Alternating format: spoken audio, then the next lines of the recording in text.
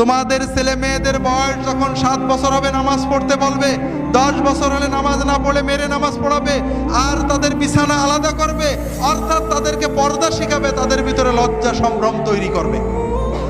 হাজারিন, ছেলে মেয়েদের নামাজ শেখান, নামাজ না পড়লে শাসন করবেন, মারবেন, মেরে নামাজ পড়াবেন, তাদেরকে নামাজমুখী করতে হবে, ছেড়ে দেবেন না।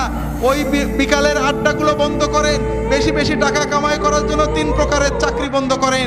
অত টাকার আপনার দরকার নেই, আপনার বড় সম্পদ সন্তান, তাদের পিছনে সময় দেন, তাদের সাথে একসাথে খাওয়া দাওয়া করেন, বসে গল্প করেন, তাদেরকে বলে দেন বাবা যেখানেই থাকবি আমার সাথে মাগরিবের নামাজ পড়বি, নামাজের পরে তাদেরকে পড়তে বসিয়ে দেন, তাদের সাথে গল্প করেন, খাওয়া দাওয়া করেন, তাদের সাথে বেড়াতে যান, বিনোদনে নিয়ে যান। আপনি আলাদা বিনোদন করেন না, সিনেমা দেখবি না, মা অমুক জায়গায় যাবি না, সার্কাসে যাবি না, আর আপনি বুড়ো হয়ে গেছেন চায়ের দোকানে গল্প করছেন। কোথায় যাবে তা তো বললেন না, বলেছেন নাকি?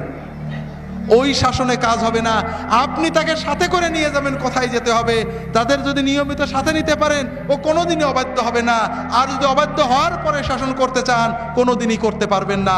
যে কথা বলছিলাম ভাইয়েরা, আর আপনার ছেলে মেয়েদেরকে পর্দা শেখাবেন। আল্লাহ তাআলা কোরআন কারিমে পর্দা ফরজ করেছেন, আল্লাহ রাসূল সাল্লাল্লাহু আলাইহি ওয়াসাল্লাম হাদিসে পর্দা ফরজ করেছেন।